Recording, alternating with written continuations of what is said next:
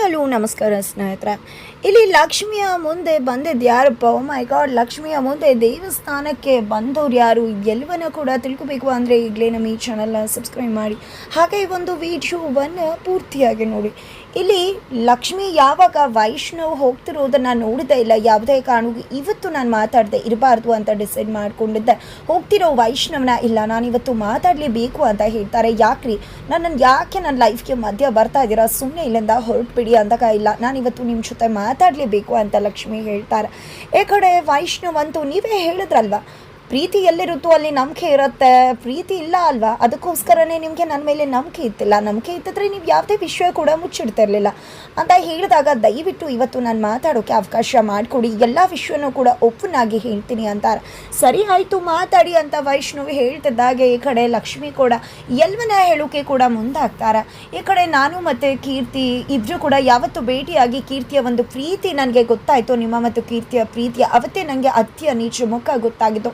ಅಲ್ಲಿವರೆಗೂ ನನಗೂ ಕೂಡ ಏನೂ ಗೊತ್ತಿರಲಿಲ್ಲ. ಅದೇ ಒಂದು ವಿಷಯನ ಮಾತಾಡಬೇಕು ಅನ್ನೋ ಕಾರಣಕ್ಕೋಸ್ಕರನೇ ನಾನು ನಿಮ್ಮನ್ನು ಅವತ್ತು ನಮ್ಮ 3 ಜನ ಭೇಟಿ ಮಾಡಬೇಕು ಅಂತ ಕರೆದಿದ್ದು ಅಂತ ಹೇಳಿ ವಿಷಯನ ಮುಂದುವರಿಸಿದ್ದಾರೆ. ಅತ್ತ ಕಡೆ ಕಾವೇರಿಯವ್ರನ್ನ ಕೊಂದೇ ಬಿಡ್ತೀನಿ ಅಂತ ಹೇಳಿ ರೆಬೆಲ್ ಆಗಿರೋ ಕೀರ್ತಿ, ಎಲ್ಲ ನೆನಪಾಗಿರೋ ಕೀರ್ತಿ ಕಾವೇರಿ ರೂಮ್ಗೆ ಹೋಗಿದ್ದೆ. ಕುತ್ತಿಗೆನ ಹೆಸ್ಕಿ ಯಾವುದೇ ಕಾರಣಕ್ಕೂ ಇವತ್ತೊಂದು ನಿಮ್ಮನ್ನ ಸುಮ್ಮನೆ ಬಿಡೋದಿಲ್ಲ, ನಿಮ್ಮ ಕಥೆನ ಅಂತ್ಯಗೊಳಿಸ್ತೀನಿ, ನಿಮ್ಮನ್ನು ಮುಗಿಸ್ಬಿಡ್ತೀನಿ ಅಂತ ಹೇಳ್ತಿದ್ರೆ ಬಿಡು ಬಿಡು ಅಂದರೂ ಕೂಡ ಬಿಡ್ತಿಲ್ಲ. ಈ ಕಡೆ ಕಾಪಾಡಿ ಕಾಪಾಡಿ ಅಂತ ಜೋರಾಗಿ ಚೀಡ್ಕೋತಾರೆ ಕಾವೇರಿಯವರು. ಕಾವೇರಿಯ ಒಂದು ಶಬ್ದಕ್ಕೆ ಇಡೀ ಮನೆ ಎಚ್ಚರಗೊಳ್ಳುತ್ತೆ. ಈ ಕಡೆ ಎಲ್ಲರೂ ಕೂಡ ಏನಾಯ್ತು, ಸೌಂಡ್ ಏನು ಇದು, ಮಲಗಿರೋ ಟೈಮ್ ಆದರೆ ಓಕೆ, ಇನ್ನೂ ಕೂಡ ಊಟನೇ ಮಾಡಿಲ್ಲ, ಈ ಟೈಮಲ್ಲಿ ಯಾರು ಕಿರ್ಚ್ಕೋತಿರೋದು ಅಂತ ಎಲ್ಲರೂ ಕೂಡ ಆತಂಕಗೊಂಡಿದ್ದಾರೆ. ಇದರ ನಡುವೆ ಕಾವೇರಿಯಲ್ಲಿ ಅಂತ ಕೃಷ್ಣಕಾಂತ್ ಕೇಳ್ತಿದ್ದಾಗ ಈ ಕಡೆ ವಿಧಿ ಅಮ್ಮ ರೂಮ್ಗೆ ಹೋದ್ರು ಅಂದ ತಕ್ಷಣ ಕಾವೇರಿಗೆ ಏನಾದರೂ ಆಗಿರ್ಬೋದು ಅಂದ್ಕೊಂಡಿದ್ದೆ. ಇಲ್ಲಿ ಕೃಷ್ಣಕಾಂತ್ ಅವರು ರೂಮಿಗೆ ಹೋಗ್ತಿದ್ದಾರೆ. ಅಷ್ಟರಲ್ಲಿ ಈ ಕಡೆ ಕಾವೇರಿಯವರು ಕೀರ್ತಿನ ತನ್ನ ಕಾಲಿಂದ ಒದ್ದು ಹೊಟ್ಟೆಗೊಡ್ದು ಬಿಸಾಡಿ ಕೈಗೆ ಸಿಕ್ಕದನ್ನು ತಗೊಂಡಿದ್ದೆ. ಈ ಕಡೆ ಆ ಒಂದು ರಾಡ್ ಥರ ಇರೋದನ್ನು ತಗೊಂಡೆ. ಈ ಕಡೆ ಕೀರ್ತಿ ಅವತ್ತು ನೀನೇನೋ ಬಚಾವಾಗ್ಬಿಟ್ಟೆ ನನ್ನಿಂದ, ಅವತ್ತು ಕೂಡ ನೀನೇ ಬೆಟ್ಟದ ಹತ್ರ ಕರೆದೆ, ಎಲ್ಲನೂ ಕೂಡ ಮಾಡಿಸ್ಕೊಂಡೆ, ನೀನೇ ನನ್ನ ಕೈಯಿಂದ ನಿನ್ನ ಕಥೆನ ಮುಗಿಸ್ಕೊಳ್ಳೋಕ್ಕೂ ಕಾರಣ ಆದ. ಯಾರಿಗಾದ್ರೂ 2 ಅವಕಾಶ ಸಿಗುತ್ತಾ ಮುಗಿಸೋದಕ್ಕೆ, ಆದರೆ ನಂಗೆ 2 ಅವಕಾಶ ಸಿಕ್ಕಿದೆ. ಅವತ್ತು ಮಿಸ್ ಆದೆ, ಆದರೆ ಇವತ್ತು ಯಾವುದೇ ಕಾರಣಕ್ಕೂ ಕೂಡ ನೀನು ಮಿಸ್ ಆಗೋ ಚಾನ್ಸೇ ಇಲ್ಲ. ನಿನ್ನ ಕಥೆನ ಮುಗಿಸ್ತೀನಿ, ಆ ನಂತರ ಎಲ್ರಿಗೂ ಕೂಡ ನನ್ನನ್ನು ಕೊಲ್ಲೋಕೆ ಬಂದಿದ್ಲು, ನನ್ನನ್ನು ಕಾಪಾಡ್ಕೊಳ್ಳೋಕೆ ಈ ರೀತಿ ಮಾಡಿದೆ ಅಂತ ಹೇಳ್ತೀನಿ. ಯಾರೂ ಕೂಡ ನಿನ್ನ ಇವತ್ತು ಬಂದು ಕಾಪಾಡೋಕ್ಕಾಗೋದಿಲ್ಲ ಅಂತ ಹೇಳಿ ಕಾವೇರಿ ಹೇಳ್ತಿದ್ದಾರೆ. ಆಲ್ರೆಡಿ ಇಲ್ಲಿ ಕೀರ್ತಿಗೆ ಎಲ್ಲ ನೆನಪುಗಳು ಕೂಡ ಹೋಗಿ ಆಲ್ರೆಡಿ ಒಂದು ಇನ್ನೋಸೆಂಟ್ ಮಗು ಆಗಿಬಿಟ್ಟಿದ್ದಾಳೆ ಕೀರ್ತಿಯ. ಹಾಗಾಗಿ ಅವಳಿಗೆ ಹೊಡೆದಿರೋ ಪೇನನ್ನೇ ತಡ್ಕೊಳಕ್ಕಾಗ್ತಿಲ್ಲ. ಇನ್ನು ಕಾವೇರಿ ವಿರುದ್ಧವಾಗಿ ರಿಯಾಕ್ಟ್ ಮಾಡುವುದಂತೂ ಖಂಡಿತ ಅಸಾಧ್ಯ. ಇನ್ನೇನು ಇಲ್ಲಿ ಕಾವೇರಿಯವರು ಕೀರ್ತಿ ಕಥೆನ ಮುಗಿಸೇ ಬಿಡಬೇಕು, ಅಷ್ಟರಲ್ಲಿ ಇಡೀ ಮನೆ ಎಂಟ್ರಿ ಕೊಡ್ತದೆ ಕಾವೇರಿ ಕಾವೇರಿ ಅಂದ್ಕೊಂಡು. ಇವತ್ತೇನೋ ಬಚಾವಾಗಿದೆಯಾ, ಮನೆಯವರೆಲ್ಲ ಬರ್ತಿದ್ದಾರೆ, ಇಲ್ಲ ಅಂದರೆ ನಿನ್ನ ಕಾಪಾಡೋಕ್ಕೂ ಕೂಡ ಯಾರೂ ಇರ್ತಿರ್ಲಿಲ್ಲ, ಒಂದು ಮಾತನ್ನು ಕೇಳ್ಕೊ, ಆದರೆ ಇವತ್ತು ನೋಡ್ತಾರು ಏನು ಮಾಡ್ತೀನಿ ಅಂತ ಹೇಳಿ ಇಲ್ಲಿ ಕೀರ್ತಿ ಕೈಗೆ ಅವ್ರು ಇಟ್ಕೊಂಡಿದ್ದಂಥ ವಸ್ತುನ ಕೊಟ್ಟಿದ್ದೆ. ತನಗೆ ಕೀರ್ತಿ ಹರ್ಟ್ ಮಾಡಿಬಿಟ್ಲು ಅಂತ ಹೇಳಿ ಕಿರ್ಚ್ಕೋತಿದ್ದಾರೆ, ನೊಂದ್ಕೋತಿದ್ದಾರೆ. ಇತ್ತ ಕಡೆ ಕೀರ್ತಿ ಕಷ್ಟಪಟ್ಟು ನಿಂತ್ಕೊಂಡಿರೋದನ್ನ ಇಡೀ ಮನೆಯವರು ಬಂದು ನೋಡಿಬಿಡ್ತಾರೆ. ಅದನ್ನು ನೋಡಿದ್ದೆ ಕೀರ್ತಿನೇ ಕಾವೇರಿಗೆ ಏನೋ ಮಾಡಿಬಿಟ್ಲು ಅಂತ ಅನ್ಕೋತಾರೆ. ಇತ್ತ ಕಡೆ ವಿಧಿ ಅಂತೂ ಏನು ನಮ್ಮಮ್ಮನ ಮುಗಿಸ್ಬೇಕು ಅಂತಾನೆ ಅನ್ಕೊಂಡಿದ್ಯಾ ನೀನು ಅಂತ ಹೇಳಿ ಜೋರು ಮಾಡ್ತಾ ಇದ್ರೆ, ಅತ್ತ ಕಡೆ ಅಂಕಿತ್ನ ಸುಪ್ರೀತ್ ಅವರು ವೈಷ್ಣವನ ಕರ್ಕೊಂಡು ಬಾ ಹೋಗು ಅಂತ ಕರ್ತಿದ್ದಾರೆ.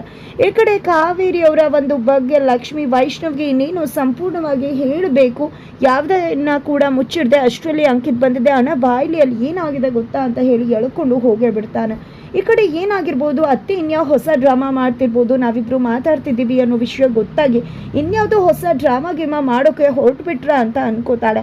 ಅದರ ನಡುವೆ ಇತ್ತ ಕಡೆ ಕಾರುಣ್ಯವ್ರನ್ನ ಕೂಡ ಲಕ್ಷ್ಮಿ ಕರೆದಿದ್ದಾರೆ. ಯಾಕೆ ಕರೆದಿದ್ದು ಲಕ್ಷ್ಮಿ ಅಂತ ಹೇಳಿ ಕಾರುಣ್ಯ ಅವರು ಕೇಳ್ತಿದ್ದಾಗೆ, ಅದು ಹಾಗಲ್ಲ ಆಂಟಿ, ಅತ್ತೆ ರೂಮಲ್ಲಿ ಏನೋ ಕಿತಾಪತಿ ಮಾಡ್ತಿದ್ದಾರೆ ಅಂತ ಅನ್ನಿಸ್ತದೆ ಅಂದಾಗ, ಹೌದು ಅವಳೇನೋ ಪಿತೂರಿ ಮಾಡೋದೇ ಅಲ್ವಾ ಅವಳ ಕೆಲಸ, ಇನ್ನೇನು ಪಿತೂರಿ ಮಾಡ್ತಿರ್ತಾಳೆ ಅಂತ ಹೇಳ್ತಾರೆ.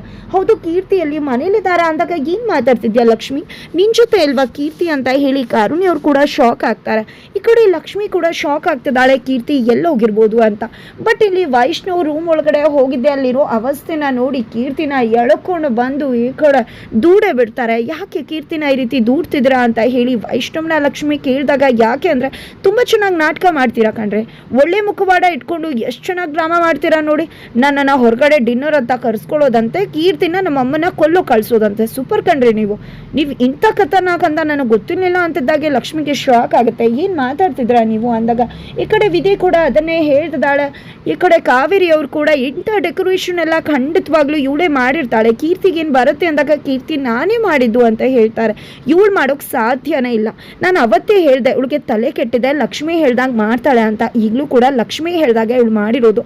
ಅದೇ ಕಾರಣಕ್ಕೋಸ್ಕರನೇ ಇವಳು ನನ್ನನ್ನು ಕೊಲ್ಲಕ್ಕೆ ಬಂದಿರೋದು ಅಂದಾಗ ಅತ್ತೆ ಯಾಕೆ ರೀತಿ ಮಾತಾಡ್ತಾ ಇದ್ದೀರಾ ನೀವು ಅಂತ ಹೇಳಿ ಲಕ್ಷ್ಮಿ ಕೇಳ್ತಿದ್ದಾಗ ಈ ಕಡೆ ವಿಧಿ ಏನು ಮಾತಾಡ್ತಿದ್ದಾರೆ, ನಮ್ಮಮ್ಮ ಸರಿಯಾಗೇ ಮಾತಾಡ್ತಿದ್ದಾರೆ, ಇಷ್ಟೆಲ್ಲ ಮಾತಾಡ್ತಿದ್ಯಾ, ಜೋರು ಮಾಡಿ ಮಾತಾಡ್ತಿದ್ಯಾ, ನಮ್ಮಂದನೆ ನಮ್ಮ ಅಮ್ಮಂಗೆ ಆವಾಜ್ ಆಗ್ತೀಯಾ ಅಂದರೆ ಖಂಡಿತವಾಗ್ಲೂ ನೀನು ನಮ್ಮಮ್ಮನ ಕೊಲ್ಸೋಕ್ಕೂ ಕೂಡ ಕಳಿಸಿರ್ತೀಯ ಅಂತ ವಿಧಿ ಹೇಳ್ತಾಳೆ. ಸುಮ್ಮನೆ ವಿನಾಕಾರಣ ಈ ರೀತಿ ಎಲ್ಲ ಮಾತಾಡಬೇಡ ವಿಧಿ. ಅತ್ತೆ ಯಾಕೆ ರೀತಿ ಮಾತಾಡ್ತಿದ್ರ, ನಿಮಗೆ ನಿಜವಾಗ್ಲೂ ನಾನು ಮನೆ ಬಿಟ್ಟು ಹೋಗ್ಬೇಕಾಯ್ತು, ನಿಮ್ಮ ಕೆಲಸ ಆಯ್ತಲ್ವಾ, ಇನ್ನೇನು ಉದ್ದೇಶ ಇಟ್ಕೊಂಡು ಈ ರೀತಿ ಎಲ್ಲ ಇಲ್ದಿರೋ ಆಪಾದನೆಗಳನ್ನ ಹಾಕ್ತಿದ್ರ, ಖಂಡಿತ ನಾನು ಒಳ್ಳೇದಕ್ಕೆ ಸೋಲ್ತೀನಿ, ಅದನ್ನ ಬಿಟ್ಟು ಮೊಂಡುವಾದದಿಂದ ನನ್ನ ಸೋಲ್ಸೋಕೆ ಬಂದರೆ ಖಂಡಿತ ನಾನು ಅದಕ್ಕೆ ತಿರುಗಿ ಬೀಳಲೇಬೇಕಾಗತ್ತ ಅಂತ ಹೇಳಿ ಲಕ್ಷ್ಮಿ ಹೇಳ್ತಿದ್ದಾಳೆ. ಈ ಕಡೆ ವೈಷ್ಣವ್ ಅಂತೂ ಸಾಕಾಗಿದೆ ನನಗೂ ದಿನ ಇದನ್ನು ನೋಡಿ ನೋಡಿ ನೋಡಿ, ಏನಿದು ಇದೇ ನನ್ನ ಲೈಫ್ ಆಗೋಗಿದೆ, ಸಾಕು ನಿಲ್ಲಿಸಿ ಎಲ್ಲರೂ ಕೂಡ ಅಂತ ಹೇಳಿ ಯಾರು ಎಂಥವ್ರು ಎಲ್ಲ ಕೂಡ ಗೊತ್ತಾಗಿದೆ, ಸಾಕು ನಿಮ್ಮ ನಾಟಕನ ಅಂತ ಲಕ್ಷ್ಮಿಗೆ ಹೇಳಿದ್ದೆ. ಕೈ ಮುಗ್ದು ಇಲ್ಲಿಂದ ಹೊರಡಿ ಅಂತ ಹೇಳಿ ಅಲ್ಲಿಂದ ಹೋಗ್ಬಿಡ್ತಾನೆ. ಈ ಕಡೆ ಕಾವೇರಿ ಅವ್ರಿಗೆ ಏನೇ ಆದರೂ ಕೂಡ ಒಳಿತೆ ಆಯಿತು ಅಂತ ಅನ್ನಿಸ್ತದೆ. ಆತ ಕಡೆ ಎಲ್ಲರೂ ಹೋಗ್ತಿದ್ದಾಗೆ ಇತ್ತ ಕಡೆ ಕೀರ್ತಿಗೆ ಅಮ್ಮ ಕೀರ್ತಿ ಹೇಳ್ತಿದ್ದಾಳೆ, ಅಮ್ಮ ನಂಗೆ ತುಂಬ ಪೇನ್ ಆಗ್ತದೆ ಅಮ್ಮ, ಇಲ್ಲಿ ನೋಡು ಗಾಯ ಅಂತೆಲ್ಲ ತೋರಿಸಿದಾಗ ಈ ಕಡೆ ಕಾವೇರಿನೇ ಏನೋ ಮಾಡಿದಾಳೆ ನನ್ನ ಮಗಳಿಗೆ ಅಂತ ಅವ್ರಿಗೆ ಗೊತ್ತಾಗ್ಬಿಡುತ್ತೆ.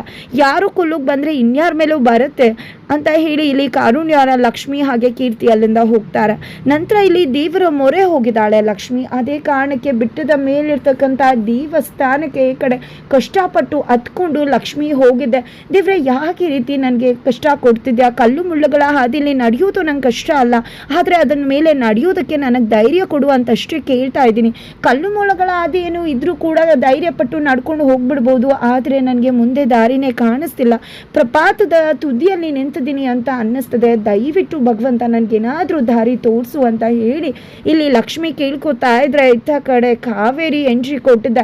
ಕಾವೇರಿ ಅವರು ಹೇಳ್ತಿದ್ದಾರೆ, ಏನು ಲಕ್ಷ್ಮಿ ಅಲ್ಲಿ ಕೇಳ್ಕೊಂಡ್ರೆ ಏನು ಪ್ರಯೋಜನ, ಬಂದು ನನ್ನ ಹತ್ರ ಕೇಳ್ಕೊ ಅಂತ ಹೇಳಿ ಏನು ದೇವ್ರ ರೀತಿ ನಿಂತ್ಕೊಂಡು ಪೋಸ್ ಕೊಡ್ತಿದ್ದಾರೆ. ಈ ಕಡೆ ಲಕ್ಷ್ಮಿಗೆ ಕಾವೇರಿನೇ ನೋಡಿ ಶಾಕ್ ಆಗ್ತದೆ, ಏನಪ್ಪ ಇದು ಈ ಅಮ್ಮ ಯಾಕೆ ಇಲ್ಲಿಗೆ ಬಂದರು ಅಂತ ಹೇಳಿ. ಈ ಕಡೆ ಕಾವೇರಿಯವರು ಲಕ್ಷ್ಮಿಗೆ ಒಂದಷ್ಟು ಎಚ್ಚರಿಕೆನ ಕೊಡ್ತಿದ್ದಾರೆ. ಈ ಕಡೆ ಯಾವುದೇ ರೀತಿಲೂ ಕೂಡ ಲಕ್ಷ್ಮಿನ ಕಾವೇರಿಯಿಂದ ಬಗ್ಸೋಕೆ ಆಗೋದಿಲ್ಲ.